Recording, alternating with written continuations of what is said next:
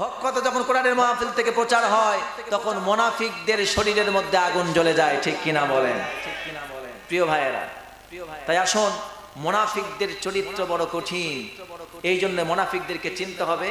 সুতরাং মুনাফিক তাহলে আমরা জানলাম দুইটা জিনিস, যে মুসলমানের ঘরে জন্ম নিলেই মুসলমান হওয়া যায় না, মুসলমানের ঘরেও মুনাফিক আছে। রসুলের জামানাতেও মুনাফিক ছিল, বর্তমানেও মুনাফিক, বরং তার চাইতে বেশি জঘন্য মুনাফিক। রসুলের জামানায় যারা মুনাফিকি করতেন তারা অন্তত নামাজ পড়তেন, যাকাত দিতেন, হজ করতেন, জিহাদ যেতেন, ঠিক কিনা বলেন? আর বর্তমানের মুনাফিকরা নামাজ নাই, রোজা নাই, হজ নাই, যাকাত নাই, এগুলো নিয়ে মাঝে মাঝে কটূক্তিও করে।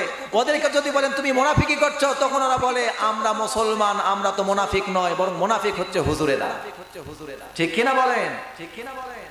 আজকে কোরআনের যারা ব্যাখ্যা করে, মাহফিলে যারা কোরআনের হাদিসের যারা কথা বলে, এদেরকে অপব্যাখ্যাকারী বলে, আছে না নাই এরকম?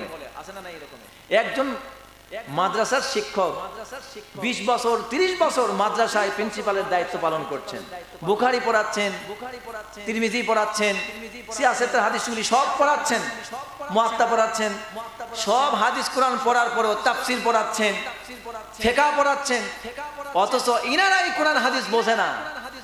কোথা থেকে কি 2 দিন পর রাজনীতি করতে এসে এই সব আলেমদের বিরুদ্ধে কথা বলে, আর আলেমদেরকে অপব্যাখ্যাকারী বলে, জঙ্গি, মৌলবাদ, ফতুয়াবাদ, উগ্রবাদ, এই কথা বলে বলে বিশেষ করে বাংলাদেশের মুসলমানদেরকে বহির্বিশ্বের কাছে জঙ্গি বলে পরিচয় দেওয়ার জন্য এক শ্রেণীর মুনাফিক দেশের ভিতরে থেকে দেশের বিরুদ্ধে ষড়যন্ত্র করছে, ঠিক কিনা বলে?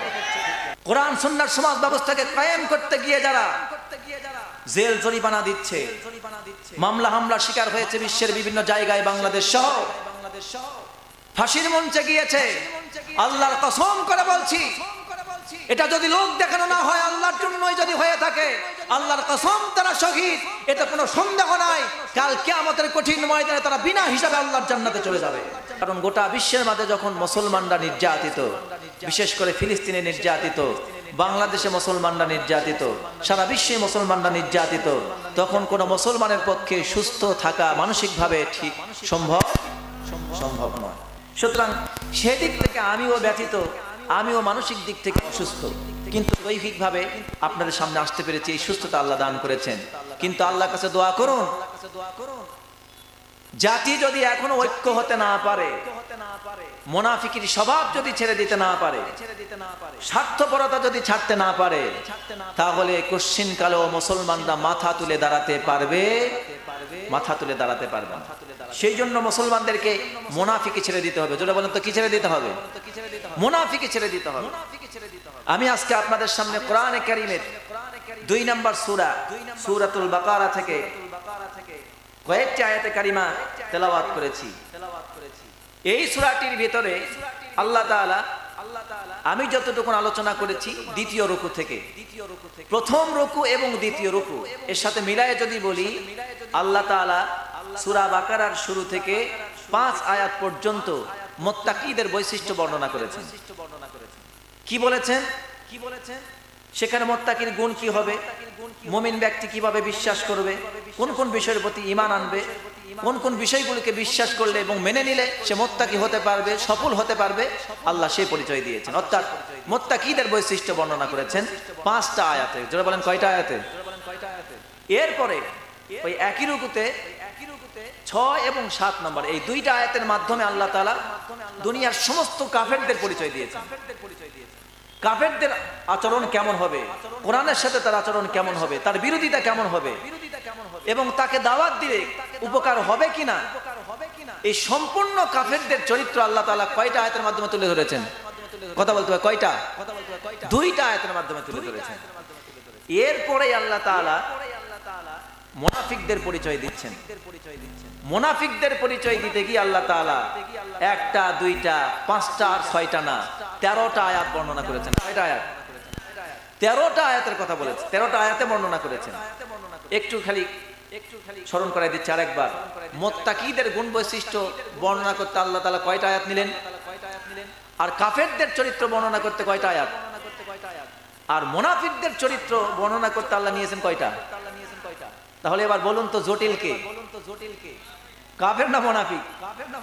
মুনাফিক হচ্ছে একটা জটিল ব্যক্তি, জটিল চরিত্রের। এরা হচ্ছে ইসলামের ছদ্মবেশী শয়তান। আপনার সাথেই থাকবে, আপনার সাথেই ঘুরবে, সালাম কালাম করবে, মসজিদে আসবে, আপনার সঙ্গেই থাকবে, হজে যাবে, যাকাত দেবে, সব জায়গাতেই মোটামুটি থাকবে, কিন্তু ভিতরে ভেতরে ইসলামের গোড়া কাটার চেষ্টা করবে এবং আপনাকে বুঝতে দেবে না যে আপনি, উনি মুনাফিক, উনি এই কথা প্রচার করতে দেবে না, কিন্তু নিজের ইসলাম প্রকাশ্যে সে প্রচার করবে আর অন্তরে অন্তরে গোপনে গোপনে ইসলামের বিরোধিতা করবে। এমন চরিত্রের লোক আমাদের সমাজে আছে না নাই?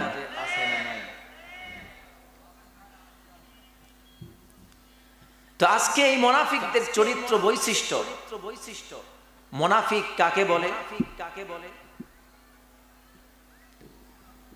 মুনাফিক কত প্রকার, মুনাফিকের শেষ পরিণতি কি, মুনাফিক কিভাবে মানুষকে ধোঁকা দেয়, আমরা আজকে সংক্ষিপ্তভাবে তার উপরে কিছু কথা শুনবো। বলেন ইনশাআল্লাহ। এবার একটু আপনাদেরকে প্রশ্ন করি, বলুন তো, ডাক্তারের ঘরে জন্মগ্রহণ করলেই ডাক্তারের ছেলে কিংবা মেয়ে কি ডাক্তার হতে পারে? একটু সবাইকে সুন্দরভাবে জবাবটা শুনতে চায়। ইঞ্জিনিয়ারের ঘরে একজন ছেলে একজন মেয়ে জন্মগ্রহণ করলো, এই জন্মগ্রহণ করার কারণে কি একজন ইঞ্জিনিয়ারের ছেলে ইঞ্জিনিয়ার হতে পারবে?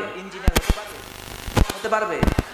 একজন ব্যারিস্টারের ঘরে ছেলে কিংবা মেয়ে জন্মগ্রহণ করলো, তাতেই কি তার সন্তান, তার ছেলে মেয়ে জজ, ব্যারিস্টার, উকিল হতে পারবে নাকি? একজন সেনাবাহিনীর ছেলে তার ঘরে জন্মগ্রহণ করলো, এইটা করার কারণেই তার ফিট আনফিট দেখা হবে না, তার বডি কোনো ধরনের পরীক্ষা করা হবে না, এটা ছাড়াই কি সে সেনাবাহিনী হতে পারবে? এটা খুব কমন প্রশ্ন, জটিল নয়। এবার আপনাদেরকে খুব সহজ একটা প্রশ্ন করছি, বলুন তো তাহলে ডাক্তারের ঘরে জন্ম নিলে যদি ডাক্তার হওয়া না যায়, ইঞ্জিনিয়ারের ঘরে জন্ম নিলে ইঞ্জিনিয়ার হওয়া না যায়, ব্যারিস্টারের ঘরে জন্ম হলেই ব্যারিস্টার হওয়া যদি না যায়, মুসলমানের ঘরে জন্মগ্রহণ করলো আব্দুল্লাহ, করিমুল্লাহ, সলিমুল্লাহ, সুন্দর সুন্দর নাম রাখলাম, খাদিজা রাখলাম, ফাতেমা রাখলাম, তাহলেই কি আমার আব্দুল্লাহ, করিমুল্লাহ, সলিমুল্লাহ, খাদিজা, ফাতেমা মুসলমান হতে পারবে নাকি? কথা বলতে পারবে নাকি? তাহলে তো তসলিমা নাসরিন বড় পাক্কা মুমিন হয়ে যেত। কথা বলেন না কেন? দাউদ হায়দার বড় পাক্কা মুমিন হয়ে যেত, আহমদ শরীফ বড় পাকা মুমিন হয়ে যেত, ডাক্তার ইমরান সরকার বড় পাকা মুমিন হয়ে যেত, ঠিক কিনা বলেন? কিন্তু মুসলমানের ঘরে জন্মগ্রহণ করলেই তারা মুমিন হতে পারে। সুতরাং মুসলমানের ঘরে জন্মগ্রহণ করার পরে যদি মুসলমান পরিচয় দিতে চায়, ডাক্তার হওয়ার জন্য যেমন পড়ালেখা করতে হবে ওই বিষয়টা নিয়ে, মুসলমানের ঘরে জন্মগ্রহণ করার পর নিজেকে মুসলমান, নিজেকে মুমিন, এটা পরিচয় দিতে গেলে আপনাকে কোরআন এবং হাদিস পড়ে, কালেমা নতুন করে পড়ে, কালেমার হাকিকত বুঝে এরপর আপনাকে পরিচয় দিতে হবে আমি মুসলিম। আমি কি? আই এম মুসলিম, ইন্নানি মিনাল মুসলিমিন, আমি মুসলমানদের একজন। এবার দ্বিতীয় আর একটা প্রশ্ন আপনাদেরকে করতে চাই। তাহলে এখান থেকে আমরা একটা বিষয় পরিষ্কার হলাম যে মুসলমানের ঘরে জন্মগ্রহণ করলেই আর মুসলমানের নাম রাখলেই কেউ মুসলমান হতে পারে? কথা বলতে পারে? এবার দ্বিতীয় নম্বর প্রশ্ন, বলুন তো মুহাম্মদ বলেন সাল্লাল্লাহু,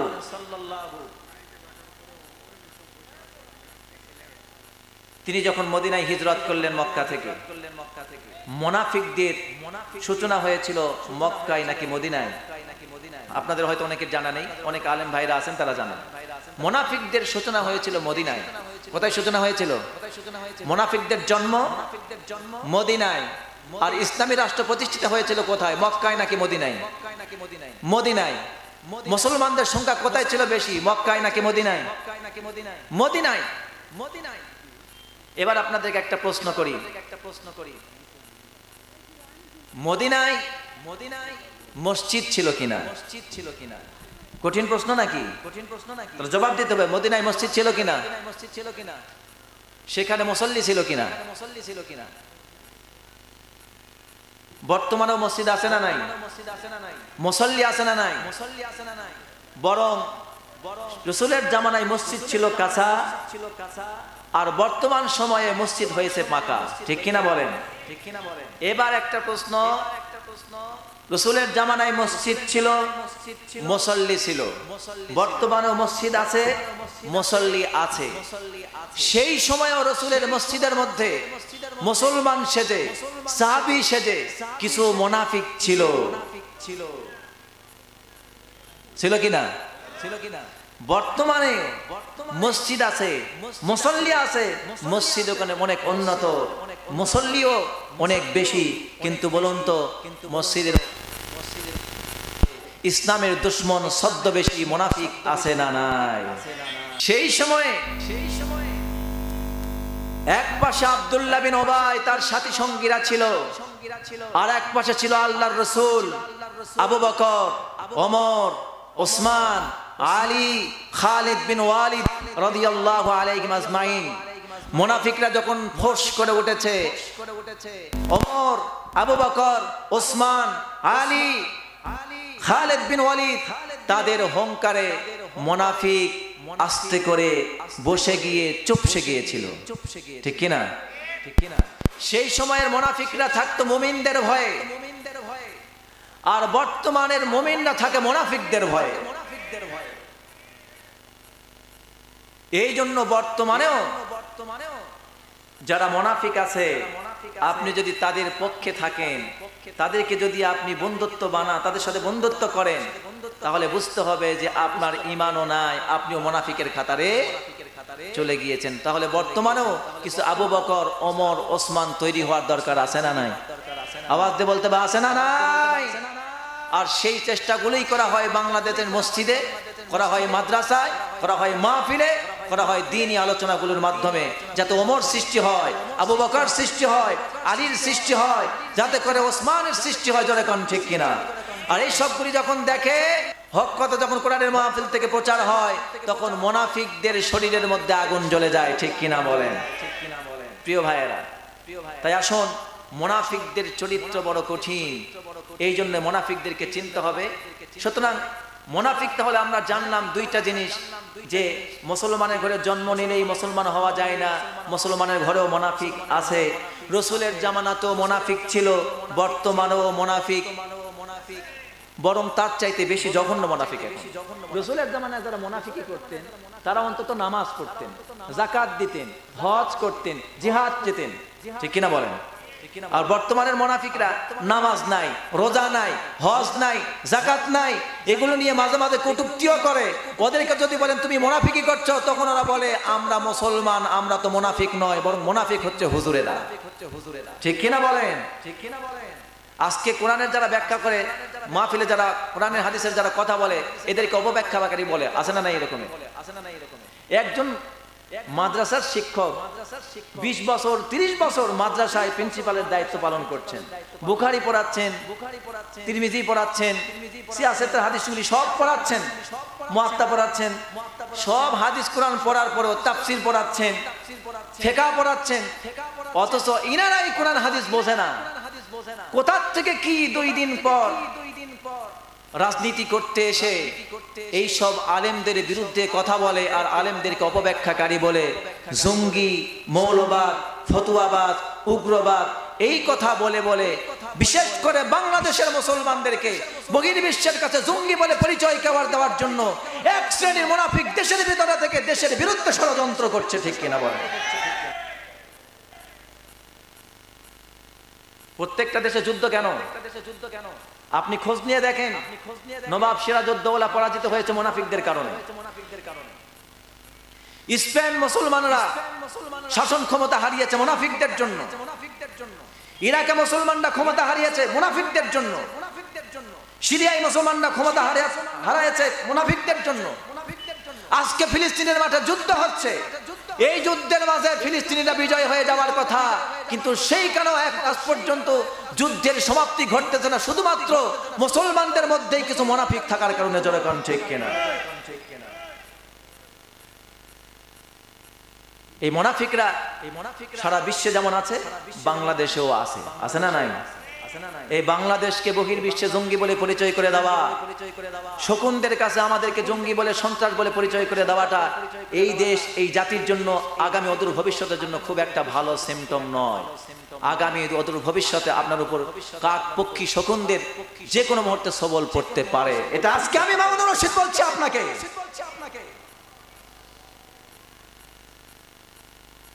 এটা আসতে পারে, এই জন্য প্রত্যেকটি মুসলমানকে সচেতন হওয়ার দরকার আছে না নাই? কথা বলতে হবে, আছে না নাই? যার নেতা হওয়ার যোগ্যতা নাই সেই হয়েছে নেতা। কি হয়েছে? সে হয়েছে নেতা। আল্লাহর নবী হাদিস শরীফে বলছেন, ইয়া উম্মুল কওম আকরাউহুম লিকিতাবিল্লাহি ফাইন কানু ফিল কিরাআতি সাওয়াআন فأعلمهم بالسنة فإن كانوا في السنة سواء فأقدمهم هجرة فإن كانوا في الهجرة سواء فأقدمهم سنا ولا يؤمن الرجل الرجل আল্লাহ নবী বলছেন, যে কোনো ব্যক্তি নেতৃত্ব দেওয়ার জন্য তার প্রথমত চারটা যোগ্যতা থাকতে হবে। জোরে বলেন, কয়টা যোগ্যতা থাকা লাগবে? চারটা যোগ্যতা থাকা লাগবে। এক নম্বর, প্রথম যোগ্যতা হলো ইয়া উম্মুল কওম আকরাহুম লিকিতাবিল্লাহ। প্রথম সেই ব্যক্তি নেতা হওয়ার যোগ্যতা রাখবে যে ব্যক্তি কোরআন সম্পর্কে সবচাইতে বেশি ভালো জ্ঞান রাখবে। কোরআনের ব্যাখ্যা বিশ্লেষণ কোরআন থেকে সে মাসালা উদ্ঘাটন করতে পারবে, কোরআনের বিধিবিধানগুলি বুঝতে পারবে। এমন ব্যক্তি নেতা হওয়ার জন্য প্রথম যোগ্যতা অর্জন করবে। নবীজি বললেন, সমাজের কাউকে নেতৃত্ব যখন নির্বাচন করবে তোমরা সেই সময়টি বাছাই করে দেখবে তাদের মধ্যে সবচাইতে কোরআনের জ্ঞানে পারদর্শীকে। দেখো, চারজন ব্যক্তি দাঁড়িয়ে গেছে নেতৃত্ব দেওয়ার জন্য, চারজন ব্যক্তি নেতা হওয়ার প্রস্তাব তাদের জন্য এসেছে। তোমরা তখন দেখবে তাদের মধ্যে সবচাইতে যোগ্যতা সম্পন্ন, কোরআন সম্পর্কে ভালো জানে কে। যদি দেখতে পাও তাদের মধ্যে সকলে কোরআনের জ্ঞান সম্পর্কে সকলেই সমান, তাহলে দ্বিতীয় গুণ দেখবা فأعلمهم بالسنة فإن كانوا في السنة سواء। নবীজি বললেন, দেখবে তাদের মধ্যে থেকে যার ভিতরে সুন্নাতের জ্ঞান বেশি আছে, অর্থাৎ হাদিসের জ্ঞান যে পারদর্শী, সেই ব্যক্তি দ্বিতীয়ত নেতা হওয়ার যোগ্যতা রাখবে। যদি দেখো কোরআন এবং হাদিস দুটাতেই সকলে সমান, তাহলে দেখবে ফাআকদামুহুম হিজরাতান ফাইন কানু ফিল হিজরাতি সাওয়াআন। নবীজি বললেন, তিন নম্বরে দেখবে যে ব্যক্তি কোরআনেও ভালো, হাদিসের জ্ঞানেও ভালো, কিন্তু দুইজন ব্যক্তির ভিতরে কিংবা তাদের ভেতর থেকে, এটা তৃতীয় নম্বর দেখবে কোন ব্যক্তি ইসলামের জন্য নিজেকে কোরবান করার জন্য প্রস্তুত রয়েছে, নিজেকে আত্মত্যাগ করেছে কোরআনের জন্য, ইসলামের জন্য জানমাল ইসলামের জন্য কোরবান করেছে, যুদ্ধ জিহাদের জন্য জড়িয়েছে, সব কিছু দিয়ে বিপদ মুসিবতের শিকার হয়েছে। দিন ইসলামের উপর টিকে থাকতে গিয়ে, দিনকে প্রতিষ্ঠা করতে গিয়ে তার শরীর থেকে রক্ত ঝরেছে, জেল জরিমানা দিয়েছে, বিভিন্ন পরিস্থিতির শিকার হওয়ার পরেও ইসলাম থেকে দূরে সরে যায় নাই। তখন তোমরা তৃতীয় নম্বর ব্যক্তিকে, তার মধ্যে যদি অগ্রগামিতা দেখো, তাহলে তাকে তোমরা নেতা নির্বাচন করবে। যদি দেখো এই তিনজন ব্যক্তির মধ্যে কোরআনেও সমান, হাদিসেও সমান, যাকে নেতা নির্বাচন করছি তারা প্রত্যেকেই দ্বীনের জন্য কি দুই নাম্বার, তিন নাম্বার দ্বীনের জন্য কুরবানি, তিন নাম্বার, চার নম্বরে বয়সে পরিপক্ক। এবার আপনাদেরকে ছোট্ট একটা প্রশ্ন করি, বলুন তো, আমার এই কথা শুনে আবার কারো বিপক্ষে আমি বলতেছি না, বাংলাদেশের আপামর জনতার সকলেরকে উদ্দেশ্য করে বলতেছি, আমাদের সমাজের যারা উপর থেকে শুরু করে একদম নিম্ন পর্যন্ত যারা নেতৃত্ব দেয়, বলুন তো এই চারটা জ্ঞানে কয়জন পারদর্শী? কথা বলতে হবে, কয়জন?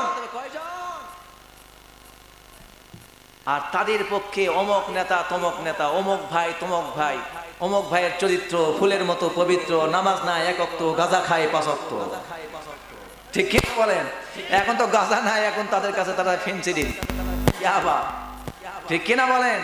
সবাই না অবশ্য, আমি তো সবার কথা বললে বলবো হুজুর সবাইকে বানাই দিল, সবার কথা জানি না। তবে মাঝে মধ্যেই মিডিয়াতে খবর আসে অমুক নেতা মদের ব্যবসা করে, অমুক নেতা ফেন্সিডিলের ব্যবসা করে, অমুক নেতা ইয়াবার ব্যবসা করে, অমুক ব্যক্তি সম্রাট হয়ে গেছে। যদি কোন ঠিক কিনা মুসলমান? কারণটা কি?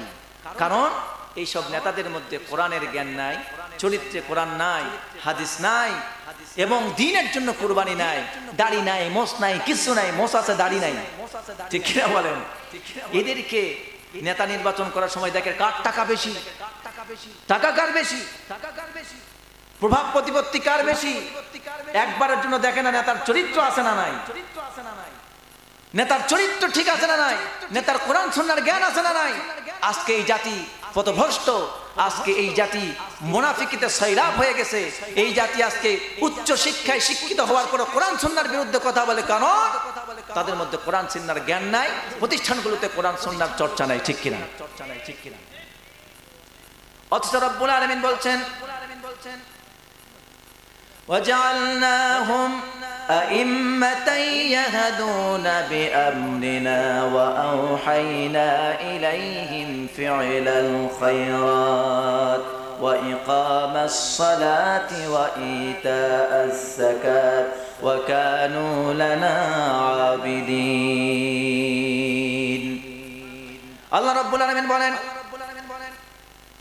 আমি নবী ইব্রাহিম আলাইহিস সালাম সহ যত নবী রাসূলকে পৃথিবীতে পাঠিয়েছি তাদের প্রত্যেককেই আমি নেতা করে পাঠিয়েছিলাম, আর তাদের প্রতি ওহী করেছি, প্রত্যাদেশ করেছি, আদেশ করেছিলাম, তোমরা মানুষকে কল্যাণের দিকে আহ্বান করবে, সমাজে কল্যাণমূলক কাজ করবে, নামাজকে প্রতিষ্ঠা করবে, যাকাতকে আদায় করবে। আর প্রত্যেকটা নবী পৃথিবীতে নেতা হয়ে এসেছেন, তারা যেমন নবী যেমন রাসূল, পাশাপাশি গোটা বিশ্ববাসীর জন্য তারা এক একজন নেতা ছিলেন, ঠিক কিনা? তারা নেতা ছিলেন এবং আল্লাহর ইবাদতগুজার বান্দা ছিলেন। আল্লাহ রাব্বুল আলামিন তার নবীকে বলছেন, ওয়া আমুর আহলাকা বিস-সালাতি ওয়াসতাবির আলাইহা লা নাসআলুকা রিজকান নাহনু নারযুকুকা ওয়াল আকিবাতু লিত-তাকওয়া। আল্লাহ বলছেন, হে রাসূল, ওয়া আমুর আহলাকা বিস-সালাত, আপনার আহল পরিবারকে নামাজের জন্য অর্ডার করুন, আদেশ করুন আহল পরিবারকে, আর নিজে সেই নামাজের উপর প্রতিষ্ঠিত থাকুন। রিজিক তো আমি দেই, রিজিক তো তুমি দাও না, রিজিক আমি দেই, তোমার কাছ থেকে রিজিক আমি চাই না, রিজিক আমি আল্লাহ দিব। সুবহানাল্লাহ। তাহলে নেতাদের বৈশিষ্ট্য হলো সমাজে কল্যাণমূলক কাজ করবে, মানুষকে কল্যাণের দিকে আহ্বান করবে, নামাজকে প্রতিষ্ঠা করবে, যাকাতকে আদায় করবে, নিজেরা ইবাদত গুজার বান্দা হবে, পরিবারকে নামাজের জন্য আদেশ করবে, নিজে নামাজের উপর প্রতিষ্ঠিত থাকবে। নেতা হওয়ার জন্য রব্বুল আলামিন কিছু বৈশিষ্ট্য বর্ণনা করলেন। এবার বলুন তো এইসব গুণ বৈশিষ্ট্য কি আমাদের সমাজের নেতাদের মধ্যে আছে নাকি? আপনাদের মাঝে আমি বলতে চাই, আমি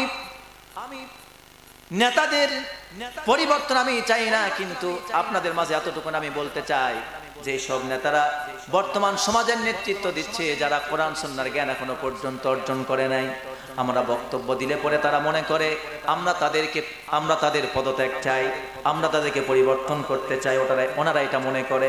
কিন্তু আমি আপনাদেরকে বলছি, আমরা তোমাদের পরিবর্তন চাই না, শুধু পরিবর্তন এতটুকুন চাই, যারা এতদিন পর্যন্ত কোরআন পড়েন নাই, এতদিন পর্যন্ত নামাজ পড়েন নাই, এতদিন পর্যন্ত আল্লাহর বিধানগুলিকে তোমরা অবহেলা করেছিলে, আজ থেকে নিজেকে পরিবর্তন করো, কোরআন সুন্নাহ মেনে চলো।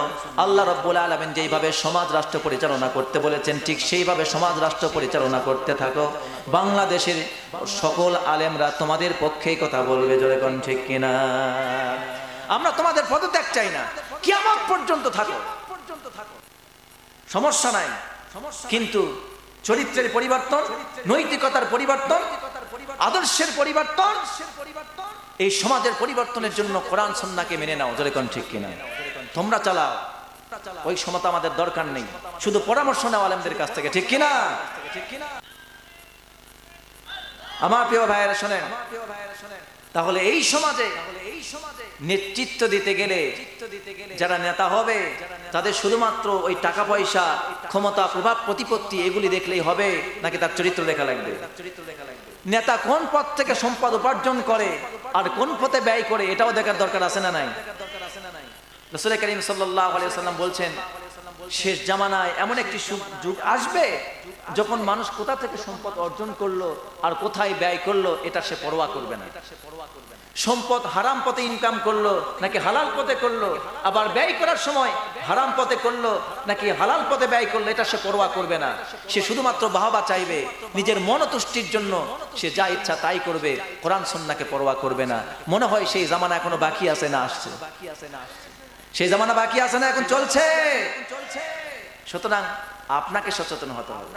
নবীজি বলেছেন ইদা কানা উমারাউকুম খিয়ারাকুম আগনিয়াকুম সামাহাউকুম উমুরু শুরা বাইনাকুম ফাযহারুল আরদি খায়রুল লাকুম মিন বাতনিহা। নবীজি বললেন সমাজে অসৎ নেতা এবং সৎ নেতার পরিণাম হলো তিনটা। জোরে বলেন কয়টা? সৎ এবং অসৎ নেতার পরিণাম বললেন, যদি তোমরা দেখো তোমাদের সমাজের নেতারা হয়েছে ভালো লোক, সৎ লোক, আর তোমাদের ধনীরা তারা হবে ধানশীল, আর দেশ সমাজ রাষ্ট্র পরিচালনার জন্য তারা যে আইন কানুন তৈরি করবে তা সকলের পরামর্শের ভিত্তিতে তৈরি করবে, কোরআন সুন্নাহ মেনে তৈরি করবে। যদি তোমরা দেখতে পাও এই তিনটা গুণ তোমাদের সমাজের নেতাদের মধ্যে আছে, নেতারা হবে ভালো লোক, সৎ লোক, চরিত্রবান লোক। 2 নম্বর তারা হবে দানশীল। 3 নম্বর তারা যখনই কোনো কাজ করবে সকলকে পরামর্শ নিয়ে কাজ করবে, সূরার ভিত্তিতে কাজ করবে, মজলিসের সূরার ভিত্তিতে কাজ করবে। এটা যদি করে তাহলে তোমাদের মরে যাওয়ার চাইতে বেঁচে থাকা ভালো। রাসূলুল্লাহ বলছেন ফাযহারুল আরদি খায়রুল লাকুম মিন বাতনিহা। রাসূলুল্লাহ বলছেন তাহলে মাটির পেটের ভেতরে থাকার চাইতে মাটির উপরে থাকা ভালো। ফাযহারুল আরদি,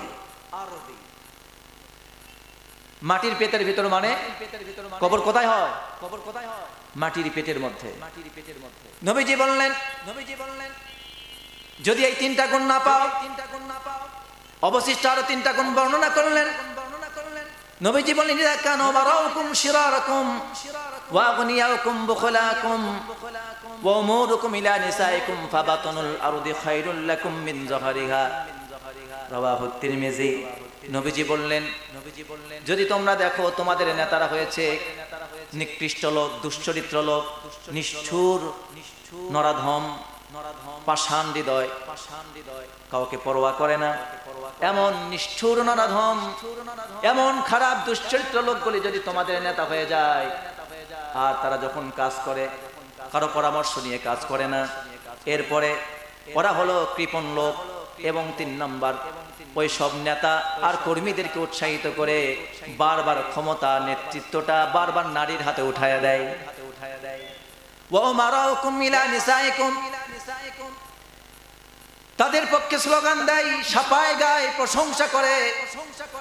এইভাবে তারা বারবার ঘোরায় ফিরে নারীদের হাতে নেতৃত্বটা দেওয়ার জন্য বারবার চেষ্টা করে এবং তার হাতেই বারবার নেতৃত্ব উঠায় দেয়। নবীজি বললেন তাহলে তোমাদের পুরুষদের এই দুনিয়ার জীবনে বেঁচে থাকার চাইতে মরে মাটির পেটের মধ্যে যাওয়া ভালো। আমি তো মুখের থেকে বানায় বলিনি, বানায় বললে বলবেন হুজুর নিজের থেকে ব্যাখ্যা দিল।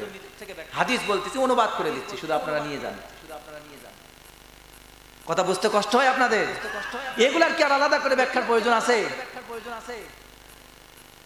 আল্লাহর নবী বললেন লা ইফলিহা কওমুন ওয়ালা আমরুহুম ইমরাতান। নবীজি বললেন সেই সমাজ কোনদিন উন্নতির স্বর্ণ শিখরে পৌঁছতে পারবে না, সফল হতে পারবে না যেই সমাজের নেতৃত্ব নারীরা দেবে। আল্লাহ রাব্বুল আলামিন নারীদেরকে সম্মান দিয়েছেন, আলাদা মর্যাদা দিয়েছেন। নারীরা মন্ত্রীর জন্ম দিবে, নারীরা নেতার জন্ম দিবে, নারীরা রাজার জন্ম দিবে, সুলতানের জন্ম দিবে, বাদশার জন্ম দিবে। নারীরা হবে তাদের সম্মানীয় ব্যক্তি। কিন্তু আজকে নারীরা রাজা, বাদশা, সুলতান, সম্মানিত ব্যক্তিদেরকে জন্ম দেওয়া বাদ দিয়ে তারা আজকে নিজেই নেতৃত্ব দেওয়ার জন্য নেতৃত্বের আসনে বসেছে। সুতরাং আল্লাহ রাসূল বলছেন, বুখারী শরীফের হাদিস, ওই জাতি, ওই কওম কোনদিন সফলতা অর্জন করতে পারবে না যেই জাতির নেতৃত্ব দিবে নারী সমাজ। আজকে এই নারীদেরকে প্রমোট করার জন্য, প্রগতিশীলতার নামে, নারী উন্নয়নের নামে, নারী স্বাধীনতার নামে আজকে নারীদেরকে বিজ্ঞাপনের পণ্য, সিনেমার অশ্লীলতার নায়িকা, বিভিন্ন জায়গায় অ্যাডভাইজার বানানো হয়েছে। ঠিক কিনা বলেন? আমরা নারীর শিক্ষার বিরোধী নয়, নারীদের শিক্ষা অবশ্যই দিতে হবে, কারণ নারী যদি শিক্ষিত না হয় আমার সন্তানগুলি মূর্খ হবে, ঠিক কিনা বলেন? কারণ বাবা তার সন্তানকে সময় দিতে পারে না, সময় দেন মা। এই জন্য প্রত্যেকটা নারীকে শিক্ষিত হতে হবে, তাদের সেক্টর আলাদা থাকবে, পর্দার সাথে সবকিছু পরিচালনা করবে, নারীদের শিক্ষা প্রতিষ্ঠান আলাদা করতে হবে, তাদের বিশ্ববিদ্যালয় আলাদা করতে হবে, ঠিক কিনা বলেন? হসপিটাল, ক্লিনিক, প্রত্যেকটি জায়গা সেক্টর আলাদা করে দিতে হবে, যার মধ্যে পুরুষের কোনো নিয়ন্ত্রণ থাকবে না। আজকে এগুলি করতে গিয়ে কি হয়েছে? আজকে এইসব করতে গিয়ে যখন নারী আর পুরুষ এক জায়গায় আসামি ধরতে যায়, নিজেরাই আসামির শিকার হয়ে যায়। এটাকে আর খুলে বলা দরকার আছে? বৈশাখীকে ঠান্ডা করতে গিয়ে নিজেই বৈশাখীর শিকার হয়, ঠিক কিনা বলেন? প্রিয় ভাইয়েরা, এই হলো অবস্থা। যে আমরা যদি সচেতন না হই তাহলে কে সচেতন করবে? মুসলিম যারা নিজেরা সচেতন হবে, আল্লাহ তাআলা আমাদের সবাইকে সচেতন হওয়ার তৌফিক দান করুন, বলেন আমিন। আর একটা হাদিস আপনাদেরকে আমি বলতে চাই। রাসূলুল্লাহ সাল্লাল্লাহু আলাইহি ওয়াসাল্লাম হাদিসটা বর্ণনা করেছেন মুআয ইবনে জাবাল রাদিয়াল্লাহু তাআলা আন, যিনি সাধারণ কোনো ব্যক্তি ছিলেন না, ইয়ামিনের গভর্নর ছিলেন।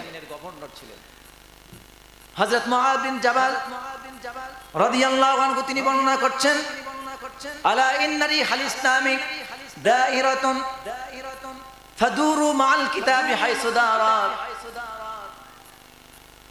হযরত মুআয বিন জাবাল রাদিয়াল্লাহু তাআলা আনহু রাসূল থেকে হাদিস বর্ণনা করে বলছেন, নিশ্চয় ইসলাম হলো ঘূর্ণায়মান। ইসলাম কি? ঘূর্ণায়মান। ইসলাম হচ্ছে চাকার মতো। ইসলাম হলো ঘূর্ণায়মান, গতিশীল। ইসলাম সেই ব্যাকডেটেড মানধাত্তার আমল, এমনটা না। ইসলাম গতিশীল, যারা বলেন কি? ইসলাম গতিশীল এবং ঘূর্ণায়মান, চাকার মতো ঘূর্ণায়মান। এখন উপরে আছে, যে কোনো মুহূর্তে নিচে চলে যাবে। নবীজি বললেন, মুআয বিন জাবাল রাদিয়াল্লাহু আনহু হাদিসটি বর্ণনা করছেন, তিনি বলছেন ইসলাম হলো ঘূর্ণায়মান। অতএব তোমরা, ইসলাম যেহেতু ঘূর্ণায়মান, অতএব তোমরা কিতাবের সাথে থাকো, কারণ কোরআনের আল্লাহর কিতাব কোরআন এটাও ঘূর্ণায়মান। এটাও কি? ঘূর্ণায়মান। তিনি বলছেন, আলা ইন্নাল কিতাব ওয়াস সুলতান লা ইফতারিকান। খুব শীঘ্রই সুলতানিয়াত, বাদশাহী, ক্ষমতা এবং আল্লাহর কিতাব কোরআন দুইটা আলাদা হয়ে যাবে। কি হয়ে যাবে? বাদশাহী, ক্ষমতা, রাজত্ব এবং কোরআন দুইটা দুই পথে চলবে, দুইটা দুই মেরুতে চলতে থাকবে, ঘুরতে থাকবে। তিনি বললেন ফালা তুফারিকুল কিতাব। রাসূলুল্লাহ বলেন, খবরদার, ওই মুহূর্তে যখন কিতাব এবং সুলতানিয়াত, রাজত্ব, বাদশাহী, ক্ষমতা যখন বিচ্ছিন্ন হয়ে দুইটা দুই মেরুতে চক্কর দিতে থাকবে, তখন তোমরা খবরদার কোরআনকে ছেড়ে যেও না, তোমরা কোরআনের সাথে ঘুরতে থাকো। সুবহানাল্লাহ বলবেন না তো? সুবহানাল্লাহ তো বললেন। এবার একটু কষ্ট স্বীকার করার জন্য মাঝে মাঝে ইন্না লিল্লাহ পড়া লাগবে।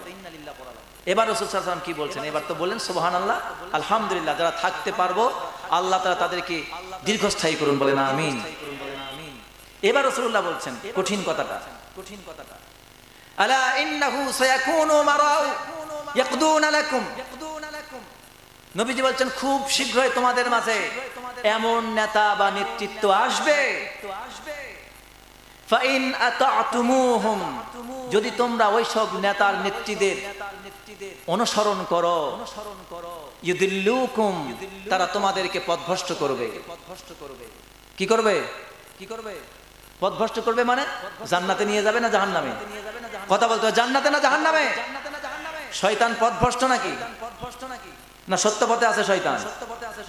শয়তান যেমন পথভ্রষ্ট হয়ে আল্লাহর একটা আদেশকে লঙ্ঘন করে পথভ্রষ্ট হয়ে জাহান্নামের দিকে যাচ্ছে, অনুরূপভাবে এইসব নেতৃত্ব, এইসব রাজত্ব, এইসব নেতারা তাদের কর্মীদেরকে, যারাই তাদের অনুসরণ করবে, আনুগত্য করবে, তাদেরকে শয়তানের মতো করে ঘাড় ধরে হ্যামিলনের বাঁশিওয়ালার মতো করে বাঁশি বাজায়া বাজায়া আপনাদেরকে জাহান্নামের কিনারায় নিয়ে ফেলবে। হেমলনের বাঁশিওয়ালা বংশী বাজাই চললো, আর ইঁদুর বাদুর যা সব পিছনে পিছনে ছুটলো। আজকেও সমাজের এই হেমলনের বাঁশিওয়ালার মতো একজন খালি বাঁশি আওয়াজ দেওয়া মাত্রই 2 টাকার বিনিময়ে, চায়ের বিনিময়ে, বিড়ির বিনিময়ে, সিগারেটের বিনিময়ে, গাঁজার বিনিময়ে, ইয়াবার বিনিময়ে, শাড়ির বিনিময়ে, 500 টাকার বিনিময়ে রাতারাতি ইমান বিক্রি করে দিয়ে হ্যামেলনের বাসিওয়ালার মতো ওই সব ইঁদুর আর বাদুরের মতো ছুটতেছে জাহান্নামের মধ্যে। ঠিক কিনা আওয়াজ দেওয়া মুসলমান?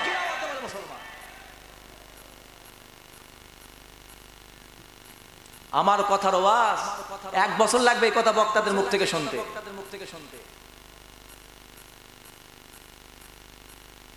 এরপর রাসূলুল্লাহ সাল্লাল্লাহু আলাইহি ওয়াসাল্লাম কি বললেন শুনুন। রাসূলুল্লাহ বললেন, যদি ওই সব নেতার অনুসরণ করো তাহলে তারা কোথায় নিয়ে যাবে? আওয়াজ দিয়ে বলতে হবে কোথায়? এবার আরো কঠিন। এবার তিনি বলছেন ওয়া ইনা আসাইতুমুহুম, আর যদি তাদের সাথে নফরমানি করো, যদি বলো তোমার আনুগত্য করি না, তোমার দল করি না, তোমার আনুগত্য মানি না, এই কথা যদি বলেন কাতালুকুম, তাহলে ওরা তোমাদেরকে নির্বিচারে হত্যা করবে। কি করবে? হত্যা করবে।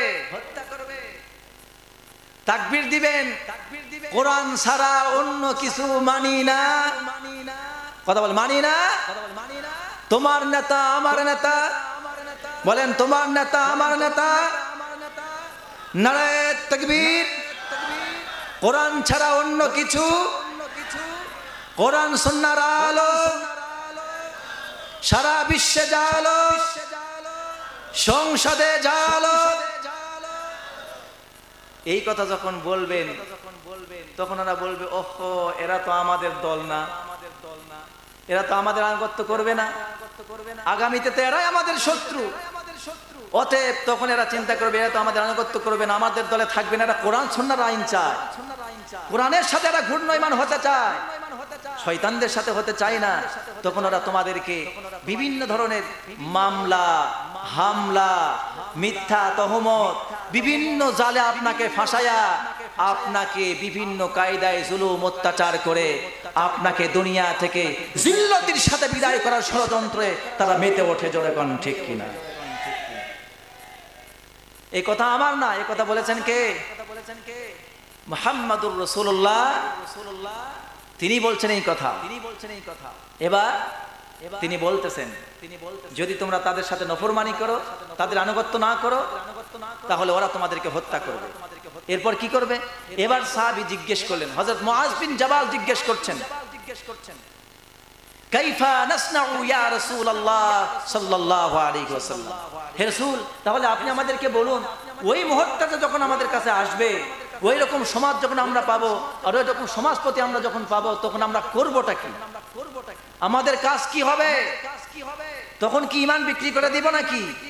তখন কি তাদের সাথে চলবো নাকি কোরআন ছেড়ে দিয়ে? নবীজি কঠিন শক্ত জবাব দিলেন। জবাব দিয়ে বললেন, কি বললেন? নবীজি বলছেন, তিনি বলছেন কামা সানা আসহাবু ঈসা নুশিরু বিল মিনশার।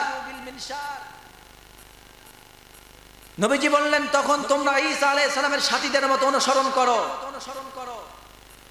ঈসা আলাইহিস সালামের সাথীরা ঈসার উপর ঈমান আনার কারণে, এক আল্লাহর উপর ঈমান আনার কারণে, ঈসার দ্বীনকে প্রতিষ্ঠিত করতে গিয়ে ইহুদিদের জুলুম নির্যাতনের শিকার হয়েছিল তদানীন্তন সময়ে। তখন কি করেছিল? তখন ঈসার অনুসারীদেরকে তারা ধরতো, মাটিতে গর্ত করত, কোমর পর্যন্ত কাউকে গেড়ে দিত, কাউকে কল্লা পর্যন্ত গেড়ে দিত, এরপর করাত আনতো, করাত দিয়ে চিরে 2 টুকরা করে ফেলতো, কাউকে লোহার চিরুনি দিয়ে আশ্রায়া শরীর থেকে সমস্ত বস্তুগুলিকে আলাদা করে ফেলতো। নবীজি বলছেন এই লোহার চিরুনি, এই লোহা তাদের হাড্ডি পর্যন্ত কিকড়িয়ে ফেলতো, কিন্তু তবুও তাদেরকে ঈমান থেকে সরানো যায় না। শুধু এটাই না, মাউতুন ফি তাআতিল্লাহি খায়রুন মিন হায়াতি ফি মাসিয়াতিল্লাহ। নবীজি বললেন ওই সময়ে তারা আল্লাহর আনুগত্যের উপরে মৃত্যুবরণ করা দুনিয়ায় বেঁচে থাকার চাইতে আল্লাহর নফরমানির চাইতে প্রাধান্য দিয়েছিল। সুবহানাল্লাহ বলবেন না? আজকেও যারা আল্লাহর দ্বীনকে প্রতিষ্ঠা করতে গিয়ে, রাসূলের আদর্শকে প্রতিষ্ঠা করতে গিয়ে, কোরআন সুন্নাহর সমাজ ব্যবস্থাকে কায়েম করতে গিয়ে যারা জেল জরিমানা দিচ্ছে, মামলা হামলার শিকার হয়েছে বিশ্বের বিভিন্ন জায়গায়, বাংলাদেশ সহ, ফাঁসির মঞ্চে গিয়েছে, আল্লাহর কসম করে বলছি এটা যদি লোক দেখানো না হয়, আল্লাহর জন্যই যদি হয়ে থাকে, আল্লাহর কসম তারা শহীদ, এতে কোনো সন্দেহ নাই। কাল কিয়ামতের কঠিন ময়দানে তারা বিনা হিসাবে আল্লাহর জান্নাতে চলে যাবে।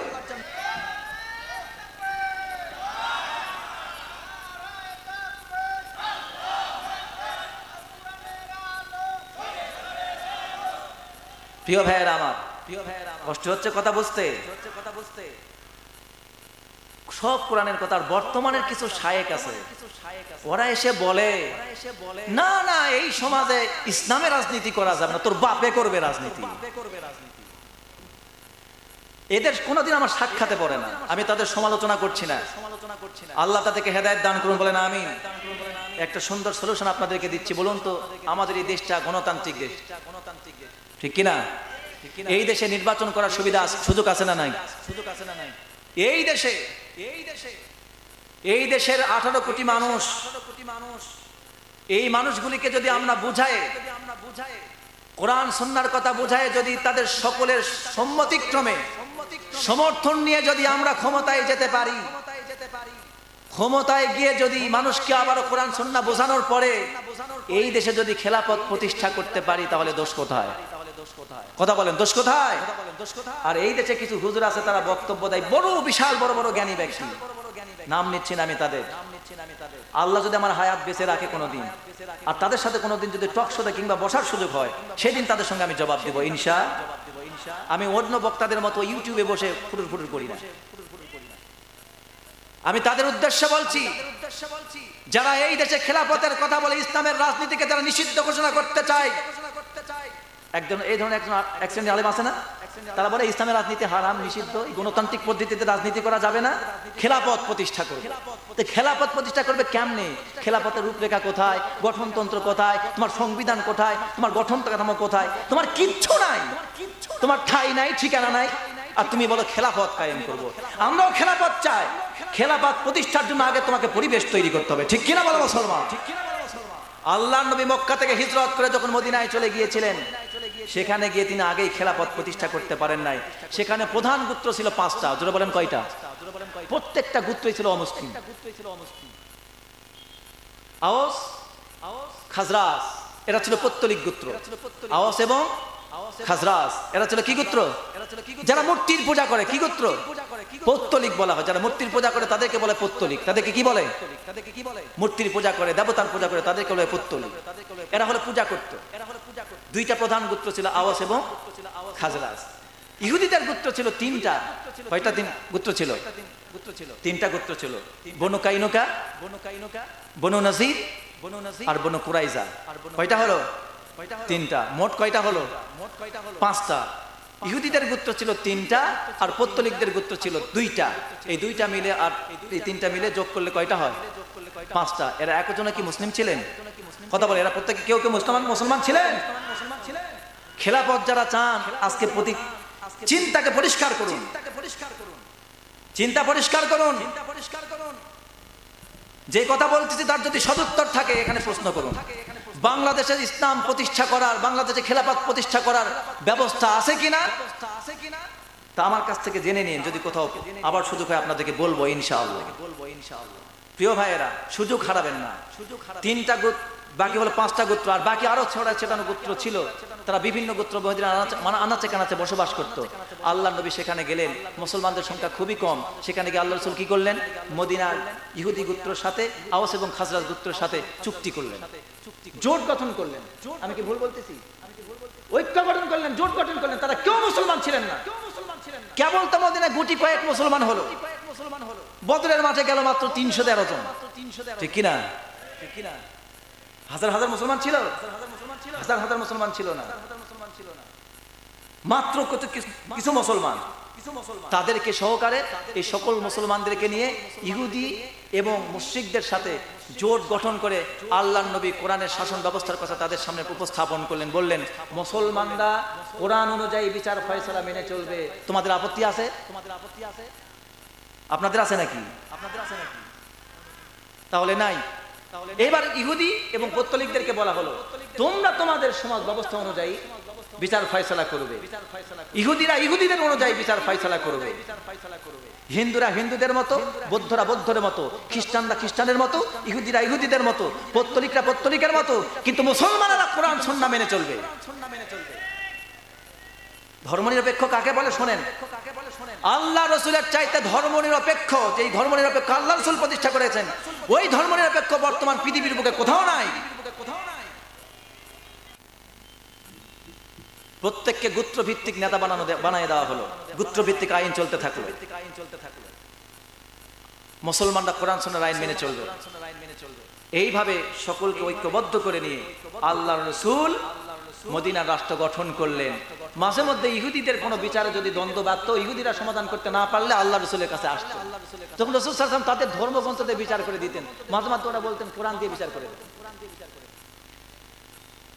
তাহলে যে কথাটি বলছিলাম, তাহলে বাংলাদেশে হিন্দু আছে না নাই? বৌদ্ধ আছে না নাই? খ্রিস্টান আছে না নাই? ইহুদি আছে না নাই? মুসলমান আছে না নাই? তাহলে বাংলাদেশ আমরা যদি রাসূলের মদিনার সনদে যদি রাষ্ট্র গঠন করতে চাই, তাহলে আমরা যদি বলি এই দেশে ইসলামী রাষ্ট্র প্রতিষ্ঠিত হবে, হিন্দুরা হিন্দুদের মতো, খ্রিস্টানরা খ্রিস্টানদের মতো, ইহুদিরা ইহুদিদের মতো, বৌদ্ধরা বৌদ্ধদের মতো চলবে, কিন্তু মুসলমান যারা আছে এই বাংলাদেশে 16 কোটি 14 কোটি মুসলমান, তাদের বিশ্বাস কোরআন, তাদের বিশ্বাস সুন্নাহ, তাদের রব আল্লাহ, তাদের নেতা মুহাম্মদ সাল্লাল্লাহু আলাইহি ওয়াসাল্লাম, তারা এগুলি মেনে চলবে। বলুন তো এখানে আর কোনো সমস্যা থাকার কথা আছে? এখানে আর কোনো ধরনের জটিলতা আছে? জটিলতা নাই। কিন্তু তবুও দেখবেন এক শ্রেণীর মুনাফিকরা বলবে না না, মুসলমানরা যদি ক্ষমতায় আসে হিন্দু বৌদ্ধ ইহুদি খ্রিস্টান সবাইকে একাকার করে কোরআন দিয়ে বিচার করবে। এরকম বলে কিনা? বলে হিন্দুদেরকে একঘেয়েমি করে ফেলবে, ইহুদিদেরকে একঘেয়েমি করে ফেলবে, কাউকে রাখবে না, সব ছাড়াই করে ফেলবে, মেরে ফেলবে, এরকমের বক্তব্য দেয়। এমন ডাকা তো আছে না নাই? কোরআন সুন্নাহর জ্ঞান নাই, উল্টাপাল্টা বক্তব্য দেয়। প্রিয় ভাইয়েরা, যে কথাটি বলছিলাম, যেহেতু এই দেশ গণতান্ত্রিক দেশ, এই দেশে সুষ্ঠু নির্বাচনের মাধ্যমে কোরআন প্রেমীদেরকে সমর্থন দেওয়ার মাধ্যমে আমরা তাদেরকে উপযুক্ত জায়গায় নিয়ে যাওয়ার সুযোগ আছে না নাই? আবার বলেন আছে না নাই? আছে। সেই জন্য আমি আপনাদের কাছে উদাত্ত আহ্বান জানাবো, আগামীতে আমাদের দেশকে সুন্দর করার জন্য, এদেশে শান্তি প্রতিষ্ঠার জন্য আল্লাহ তাআলা যদি আমাদেরকে সুযোগ দেন, ইসলামপন্থী যারা, দেশপ্রেমিক যারা, দেশের জাতিকে যারা ভালোবাসে, দেশকে ভালোবাসে, ধর্মকে ভালোবাসে, ধর্ম প্রতিষ্ঠা করতে চায়, ধর্ম নিয়ে চলতে চায়, মরতে চায়, প্রত্যেকটি ধর্মের স্বাধীনতা রাখতে দিতে চায়, এমন ব্যক্তি, দেশপ্রেমিক ব্যক্তিকে আমরা আগামীতে দেখতে চাই। চাই কিনা? নামাজি, কালামি, কোরআন সুন্নাহর জ্ঞান আছে, আল্লাহ তাআলা এমন ব্যক্তির পাশে আমাদের থাকার তৌফিক দান করুন। বলেন আমিন।